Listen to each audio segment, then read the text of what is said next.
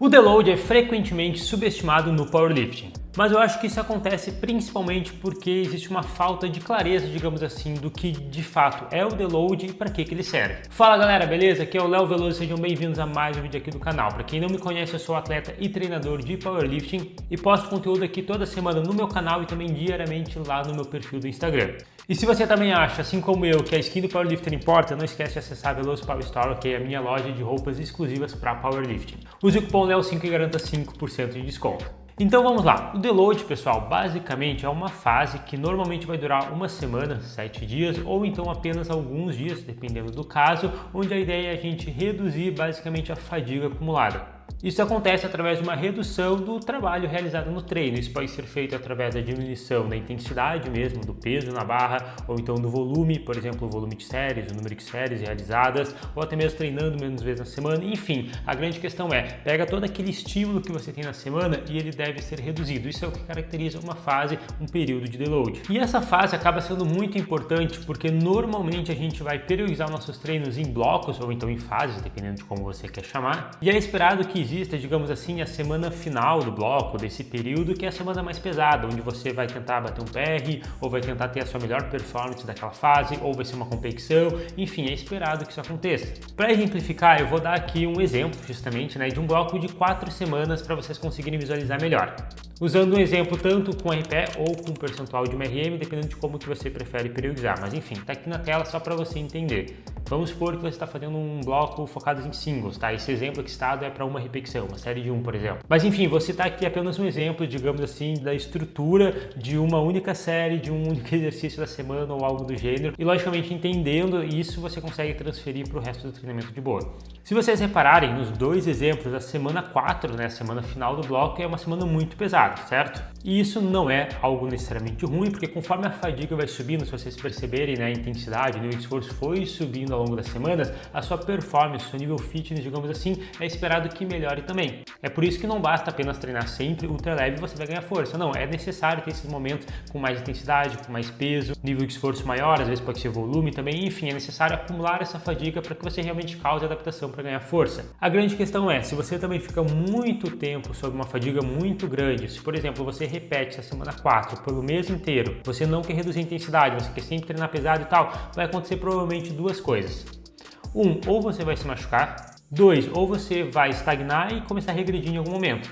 Em muitos dos casos acontece até os dois. Por isso que a fadiga é como se fosse uma faca de dois gumes, tá? A gente tem que saber gerenciar. Ela é boa, é essencial no powerlifting, digamos assim, mas tem que saber realmente manejar. Porque é difícil, é insustentável você treinar sempre pesado. E aí que entra então a nossa querida fase de deload. Ela pode ser feita de diversas maneiras, não existe necessariamente uma regra ou um único jeito certo, mas normalmente a gente vai ver de duas principais maneiras, que é também as maneiras que eu mais gosto.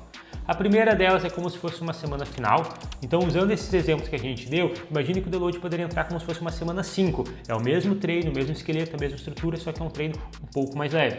Por exemplo, se você usa RPE, poderia ser um treino usando RPE 5. Se você usa percentual de MRM, pode utilizar um peso, por exemplo, menor do que na semana 1 ou alguma coisa do gênero. E aí a segunda maneira que pode ser feita é o seguinte, você mantém a estrutura, por exemplo, das 4 semanas, depois da 4ª semana final, ou da 5ª, 6ª, enfim, lembrando, é só um exemplo, você vai fazer o deload no início do próximo bloco. Ou seja, a semana 1 da nova fase vai ser o deload. Eu gosto muito dessa estratégia que eu opto na maioria das vezes porque funciona como se fosse uma semana introdutória do novo bloco, só que uma semana um pouquinho mais leve. E eu acho que essa ideia funciona bem porque normalmente quando a gente muda de fase, muda de bloco, a gente pode mudar um pouco, talvez na divisão, na variação, na faixa de repetições. Então começar mais leve eu acho que é melhor para adaptação. Mas depende muito da pessoa, depende muito do momento. Às vezes eu uso também o deload como fase final. Enfim, as duas maneiras vão dar igualmente certo na minha opinião. Porém, vocês perceberam que nos dois exemplos, o deload não é um treino super leve, não é você fazer um treino fofo ou então ficar em casa descansando, não, é apenas um treino um pouco mais leve, digamos, na verdade, para ficar mais fácil, um treino menos pesado do que as semanas anteriores. Tanto que se, por exemplo, você tem um treino com RPE 5 ou um treino com percentual de MRM um pouco menor do que você fez nas semanas anteriores e tal, e você não se dedica, você não se concentra, o treino vai ficar muito mais pesado do que deveria. Então o deload é treino mesmo, tá? Você vai para academia, você se prepara, você aquece, você pode utilizar cinturão, padrão ainda, você pode usar as suas joelheiras, você pode usar sua playlist de música se quiser, sei lá, cara, é um treino normal, só que ele é um pouco menos pesado que o usual. E aí que entra muito essa confusão com o deload. A galera ainda associa o deload como se fosse um treino super leve, onde você vai pegar, sei lá, 50% da sua 1RM, você vai fazer 5 repetições com peso que eu vai fazer 25 e vai fazer 1 ou 2 séries. Não é assim, tá? Eu considero o deload, acho que é até mais fácil a gente compreender, como se fosse o período mais leve daquela fase. Mas não significa que é um período extremamente leve, ainda é um treinamento. Agora, em relação ao volume de treino, que é uma das estratégias que a gente pode usar no deload, eu comumente não costumo mexer tanto no volume de treino, no volume de séries, ok? Mas é uma estratégia válida dependendo da pessoa, dependendo do caso. Talvez se você está sentindo uma fadiga muito alta, vale a pena. Uma boa recomendação é reduzir algo perto de 30% a 50% do volume. Então vamos supor que você está fazendo 4 séries de agachamento na segunda-feira. Você pode fazer 3 séries ou 2 séries no período de deload. Os acessórios, você também pode seguir a mesma estratégia. Você pode fazer menos séries nos acessórios, ou então diminuir o RPE, né, o peso levantado também nos acessórios. É uma estratégia válida, mas geralmente os acessórios não acumulam tanta fadiga. Mas se de repente você está há um período muito longo, digamos, treinando muito pesado os acessórios, chegando sempre na falha, algo assim, aí pode ser interessante. Agora, se você já treina os acessórios, tipo assim, RPE 6, 7, às vezes 8, não tem uma progressão tão contínua nos acessórios, sabe? Você não tem um esforço tão alto nele, como na maioria dos casos de nós powerlifters, talvez não precise mexer mesmo no período de deload.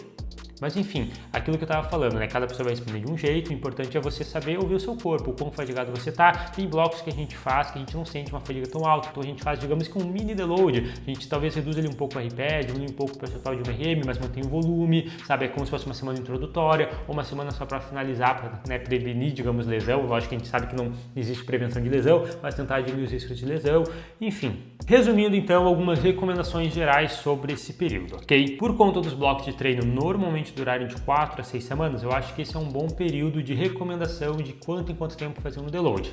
O grande ponto é, eu gosto de encaixar o deload ou no começo ou no final de um período de treino. Se você está planejando fazer esse período de treino por 6 semanas, 8 semanas, 4 semanas, provavelmente encaixar um deload aí no começo ou no final faz muito sentido. Outro ponto, o deload ele normalmente vai durar uma semana, mas nada impede de talvez, em algum caso específico, ele durar, por exemplo, 2 ou 3 dias e você vai iniciar o bloco novo no final da semana ou algo assim. Dependendo do caso, pode ser interessante. Se, por exemplo, você é uma pessoa que vai mudar a frequência semanal, você que treinava, sei lá, 13 vai começar a treinar 4, e aí você quer começar o treino, sei lá, no sábado.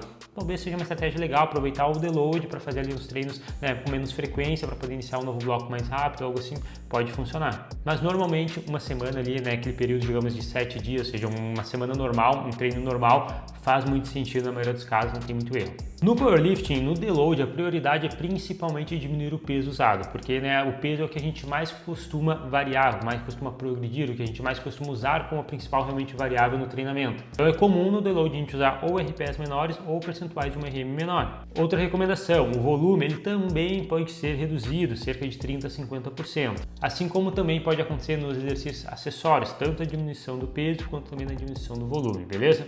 E não esqueçam, o deload ele é apenas uma fase que você treina menos pesado, não é necessariamente mais leve. Talvez você pensar dessa maneira, pô, tô treinando menos pesado em vez de mais leve, seja melhor para o seu psicológico. Eu sei que às vezes, né, o deload acaba sendo um vilão por conta disso, de você ter a sensação de estar perdendo tempo, algo assim, mas confia em mim, você não tá. É como se estivesse dando um passo para trás realmente, para depois dar 2 para frente. É normal, é bom, principalmente para a cabeça também, tá? Um dos benefícios do deload não é apenas para a parte física, redução de fadiga, diminuição de riscos de lesões e tudo mais, é também para a parte mental. É muito difícil você sustentar um treino sempre lá no talo, sempre treinando muito pesado, então é legal ter essa quebra, sabe, essa pausa para você poder se recuperar completamente também mentalmente. E é isso aí, então, espero que esse conteúdo tenha sido útil para vocês, ok? Só agora que eu fui reparar que eu tô olhando pro meu tripé e não pra câmera, espero que vocês não tenham reparado.